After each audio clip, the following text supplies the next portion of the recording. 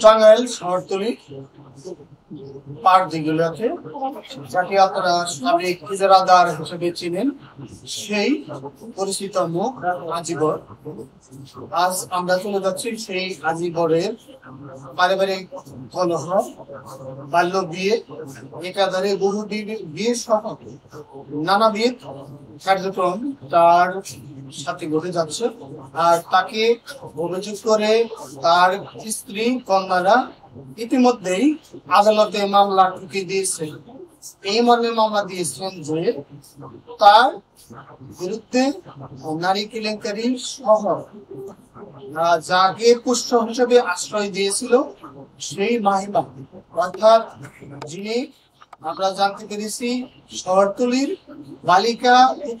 বালিকা উচ্চ বিদ্যালয়ের একজন শিক্ষার্থী মাহিমা, অবশেষে তাকেই এই আজিবর বিয়ে করে ফেলেছেন।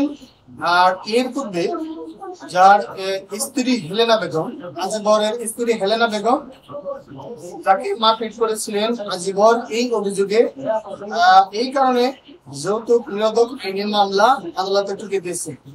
আর একটা ব্যাপার আমরা যেটা নিশ্চিত হয়েছি, এই বিষয়গুলো নিয়ে যখন আমরা জানতে গিয়েছিলাম বালিকা উচ্চ বিদ্যালয়ের শহরতলি, সেখান থেকে কিন্তু আমরা রহস্যজনক তথ্য পেলাম যে কিছু গ্যাপের কারণে আজিবরের স্ত্রী হেলেনা বেগম প্রত্যয়নপত্র চাইতে গিয়েছিলেন, কিন্তু অফিস কর্তৃপক্ষ প্রত্যয়নপত্র দিতে নারাজ। সেই বিষয়গুলো আমরা স্পষ্ট আপনাদেরকে আজকে জানাবো। আর একটা বিষয় আপনারা জানতে পারবেন যে শহরতলির বাজারের যে সাবেক ইজারাদার আজিবর বিভিন্ন সময়ে একাধিক বিয়ে করার তথ্য দিয়েছেন তার স্ত্রী হেলেনা বেগম। আর এই স্ত্রী হেলেনা বেগমের নামেই আজিবর তার 4 তলা বাসভবন এবং কি যে জায়গা সেটা তার নামে লিখে দিয়েছেন। কিন্তু লিখে দেওয়ার পরও তাকে কেন আজিবরের নির্যাতনের শিকার হয়ে তিনি গৃহহারা হয়ে আছেন, এখন তারই কন্যা আখি বেগমের বাসায় এখন আশ্রয় আছেন, সেই বিষয়টা জানবো। তবে আরেকটা ব্যাপার আপনাদেরকে বলে রাখি, এই আজিবর এর কাছে যখন আমরা জানতে গেলাম যে আপনার বিষয়ে যে অভিযোগ করা হলো, আপনি টাঙ্গাইল পতিতালয় থেকে মেয়ে নিয়ে এসে কিংবা নানা দিক নিয়ে এসে আপনি আপত্তিকর কাজ করে থাকেন, এই বিষয়ে আপনার বিষয়ে যখন অভিযোগ দেওয়া হয়েছে তখন আজিবর কি বলেছেন সে বিষয়টাও আমরা আপনাদের কাছে তুলে ধরব। এমনকি এই ঘটনা শেষ নাগাদ কোন পর্যায়ে পৌঁছে যাবে, বর্তমান মামলা চলমান রয়েছে। আর তদ্রুপ আমরা আরেকটা বিষয় আপনাদেরকে নিশ্চিত করবো যে এই স্ত্রী হেলেনা বেগমের যে বড় কন্যা অর্থাৎ আজিবরের বড় কন্যা আখি, তাকে নিয়েও তার পিতা কি চাঞ্চল্যকর তথ্য দিলেন সেই বিষয়টাও আমরা নিয়ে আসবো এর পরবর্তীতে। সে নাগাদ অপেক্ষা থাকুন, আমাদের সাথে থাকুন। আজিবর রহমান, বাড়ি। আমার 40-45 বছর ধরে বিয়ে হয়েছিল। বিয়ে হওয়ার পরে আমার 2টা বাচ্চা হয়। বাচ্চা হওয়ার পরে আমার অত্যাচার ও নির্যাতন আরম্ভ করে। অন্য ধরেন যে তার বাইরে যাওয়ার অভ্যাস আছে, ও পতিতলায় যা, সেই মেয়েদের সাথে বসবাস করে থাকি। বাসায় আইলে প্রতিবাদ করবার গেলেই আমার অত্যাচার করে, মারধর করে, এমন ধরনের অত্যাচার করে। ধরেন যে ওটা তো গলা বইলা বুঝাইতে পারবো না, আমরা খুব নির্যাতন করে, মারধর করে, বাসায় থেকে বাইরে আবার দেয় না, তালা বন্ধ করে রাখে। নারী নির্যাতন মারে প্রতিদিনই, 2 দিন 1 দিন পর পর এমন ভাবে মারে, বিছানা থেকে উঠতে পারে না, তারপরে হইলো কোনো কথা বলতে পারে না, তার কোনো অধিকার দেয় না, স্ত্রীর অধিকার দেয় না। ছোটবেলা থেকে দেখতেছি, হ্যাঁ, এই অত্যাচার করে। আঙ্গ কল করে নিয়ে আঙ্গ দেহে মারে। আমার নাম আখি, অনেক কষ্ট দেয়। প্রতিবাদ করলে মনে হয় তার সাথে সম্পর্ক থাকে না, আবার 7-8 মাস তার বাসায় যাইতে দেয় না, আবার মা কইয়া নেয়, বইলে নেয়। তারপরে হইলো আঙ্গ সামনে আরো বেশি করে মারে, নিয়ে কল করে নিয়ে আঙ্গ দেখে আরো বেশি করে মারে। উঠুলি থাকতে দিছে, তার মেয়ে নিয়ে তারে নিয়ে মানে বিল্ডিং এ আমার মাইরে খেতে দেন তারে নিয়ে গেলো থাকতো। এইভাবে এটার জন্য যদি আমার মায়ের কোনো প্রতিবাদ করতে যায়, আমার মায়ের এদের আরো অত্যাচার বাড়াইয়া দেয়। সেই মেয়েটার নাম মাইমিয়া, দেশের বাড়ি ব্রাহ্মণবাড়িয়া। এই গরিব মানুষ থাকতে দিছে, উঠুলি থাকতে দিছে। তারপরে মনে করেন যে এখন আমার বাপের চরিত্র ভালো না, তখন ওইগুলা নিয়ে শুরু করছে। চরিত্র খারাপ মানুষ, মেয়ে মানুষ দেখলেই কি করতে পারে সেটা কথা আর কি বলবো, এটা সবাই জানে। এখন আমি চাচ্ছি যে এটার একটা বিচার চাচ্ছি, আমার মায়ের অধিকার চাই, আমার মা জানি অধিকার,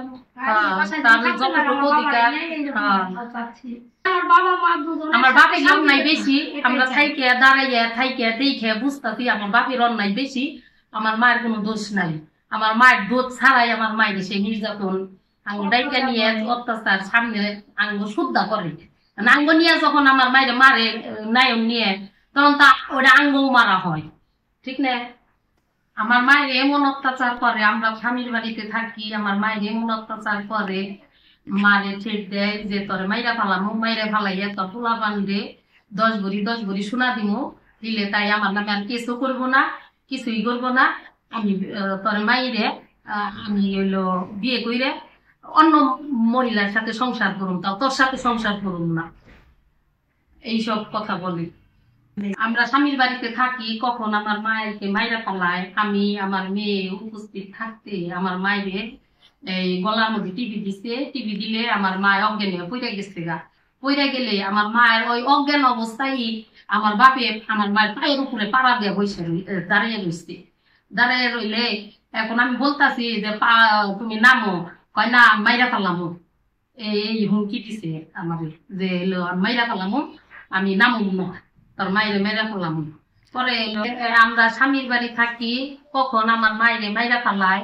এখন এর লিগে আমরা আইনের ব্যবস্থা নিব, আপনি কাছে বিচার চাই। আমি আমার মার ছোট মেয়ে, আমাদের চোখের সামনে এরকম অত্যাচার করে আমরা আইনের ব্যবস্থা নিতে চাই।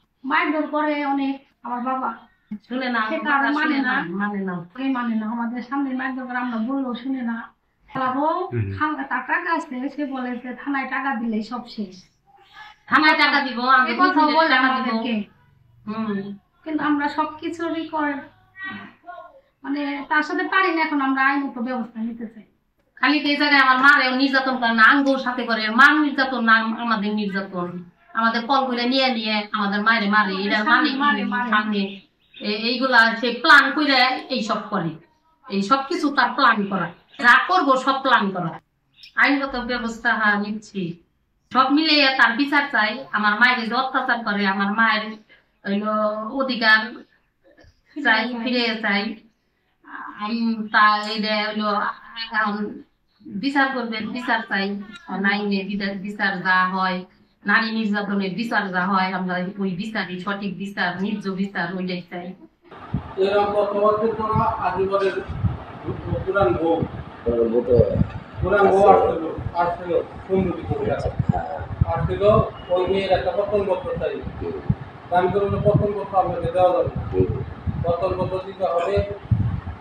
মেয়ে তুমি মেয়ের গার্জেন আসবে, মেয়েকে দিতে হবে, কিন্তু আমি মেয়ে তো না, পতনপত্র দিতে পারবো না। পতনপত্র দিয়ে নিয়ে মেয়ে বাইরে বিয়ে বলছি না, কি হয়েছে খালি আমরা তখন আমি মেয়ের কাছে তথ্যপত্র জেনে নিয়ে পরে রেজিস্টার মেয়েদের করে দেখলাম, রেজিস্টার মেয়েদের করে দেখার পরে দেখলাম যে না তথ্য সঠিক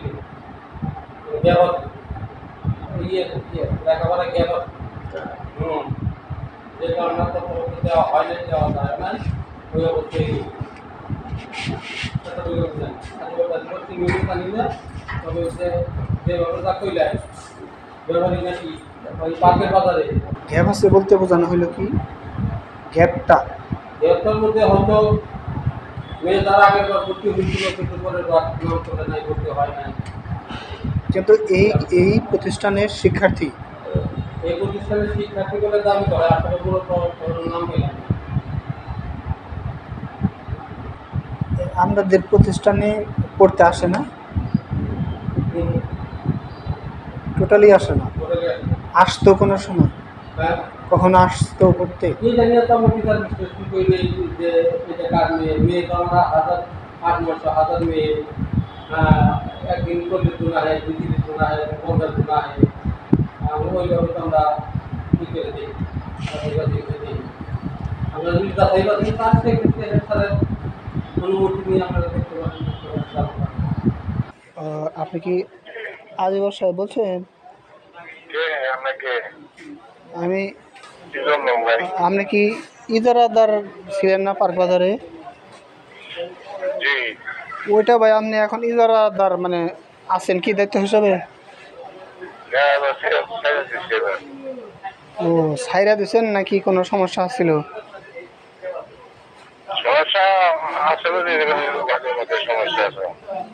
মানে সমস্যাটা কি বিষয়, কোনো হুমকি দাম কি? তাহলে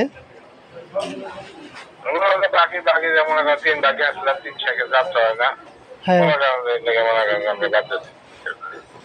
এই জন্য এখন আপনার আমার একটা বিষয়ে একটা ভিডিও দেখলাম, আপনার ওয়াইফ নিয়ে কোনো সমস্যা আছে নাকি? একটা ভিডিও দেখলাম আর কি, আপনার বিরুদ্ধে কিছু কথাবার্তা বলতেছে। আপনার আপনার ওয়াইফ আর আপনার মেয়েরা যে আপনি আপনার বাসায় এক পরিবার আশ্রয় দিচ্ছেন, তাদের পরিবারের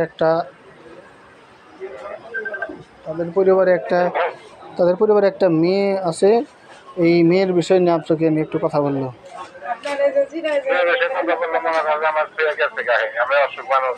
আমার 3 মাস ধরে গেছে গা, 3 মাস ধরে গেছে গেছে। এখন আমার 600 কোটি টাকা লেগে গেছে, তারপর 600 কোটি লেগে যায় বাড়ি ঘর পানি লেগে দিচ্ছি। তখন আমার সব ধন পান ব্যবসা বাণিজ্য ব্যাংকে টাকা পয়সা সব বাদ করে দেবো। আমি তো আমার তো শারীরিকভাবে অসুস্থ। আমি অসুস্থ, আমি চেন্নাই চিকিৎসা করি। নড়াচড়া করতে পারেন না? না, আমি হাঁটতে পারি না, আমাদের খানায় গেছে গায়ে। ওই যে মেয়েটা, ওই যে মাহিমা নামের মেয়েটা, ওই মেয়েটা কি আপনার মানে মাহিমা মেয়েটা কি হিসাবে আপনি কি তাকে বিয়ে করছেন? মাহিমা মেয়েটা মনে করেন ওরা আমার কাছে মনে করেন 14 বছর ধরে থাকে। হ্যাঁ 14 বছর ধরে আমার কাছে থাকে, তার ফ্যামিলি থাকে 14 বছর ধরে। আমি থাকতে পারছি ও থাকতে দেন বুঝছি, কিন্তু তারা তারা তারা অর্থাৎ তারা বলতে আপনার 2 মেয়ে আর আপনার ওয়াইফ বলল যে মানে তার সাথে আপত্তিকর বিষয় নিয়ে আপনি থাকেন, এরকম একটা কথা বলছে আর কি। আপত্তি বিষয় আমার ডকুমেন্ট দেখেন, আমার কোর্ট ম্যারেজ আছে, তার কিছু আছে। কোর্ট ম্যারেজ মানে তাকে বিয়ে করছেন? সে আমার সবাই দিয়ে গেছে, আমার দেখবো কেনা মনে করেন আমি জুতা পাইতে আনবার পারি না, সে মনে করেন আমার তো দরকার সবাই দিয়ে গেছে আমাদের। ও মাহিমারে আপনি বিয়ে করছেন? বিয়ে করছি মনে করেন আমার সেবা করবো খেলায় দিয়ে গেছে গা, আমি কোর্ট ম্যারেজ করছি। ও বুঝতে পারছি, তাহলে তো আর আপনার ওয়াইফই হয়ে গেল। তো মেয়ের বয়স কম বিদায় কোর্ট ম্যারেজ করা হয়েছে? 18 তো হয় নাই, আমরা 14-15 বছরের মতো বয়স হয়েছে। ওই এফিডেভিট করলে বয়স বাড়াইয়া দিলেও চলে, আইনি কোনো ঝামেলা নাই।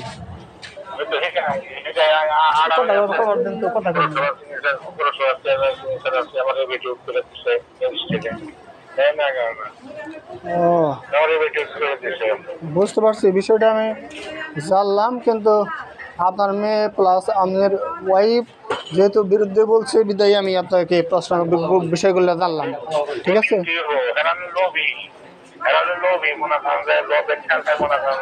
আমার নামে করে মামলা করতে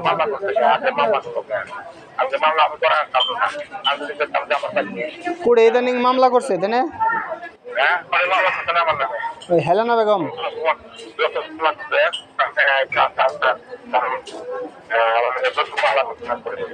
ও ইদানিং মামলা করছে।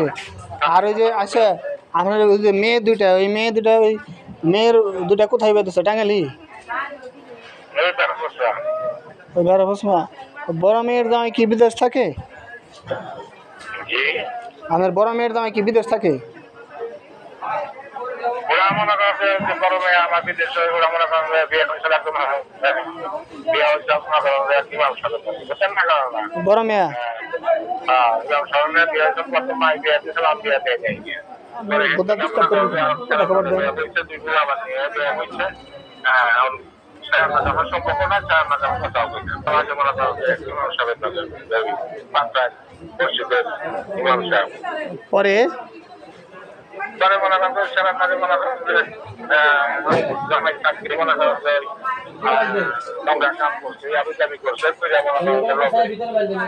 নোংরা কামাই করছাল কি যে নোংরা কাজ করছে আপনাদের বড় আরে ভাই কথা শুনেন বলি খালি একবার বলতেছেন আমি তো শুনতে হবে না মানে নোংরা কাজ করছে বিদায় এটা কি যে এখন যে জামার কাছে বিয়ে হয়েছে এটা সেই জামার সাথে নোংরা কাজ করছে আগে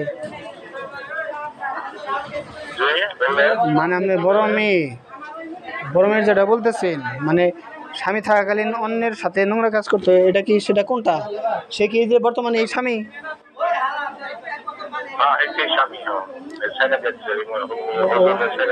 হুজুরের ছেড়ে দে দেখো নষ্ট ফষ্টি করতে বিদায়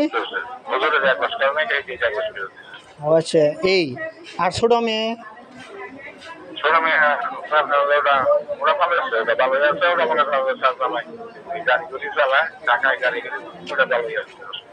ও ছোট মেয়ে হ্যাঁ বড়টা একটু যে কথাবার্তা বেশি কয় এটা আমি নিজে বুঝছি আমি গেছিলাম তো দেখেছি যে হ্যাঁ ব্যবহার পাল্লা শোনেন মনে করেন যে কাজ করতে চাবো বড় বড়টা আবার লাফাবো বেশি আবার পিছাবো এই টাইপের মহিলা এটা কি মামলার বাদীকারা হেলেনা বেগম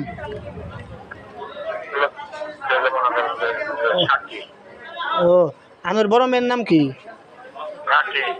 কি লাকি আখি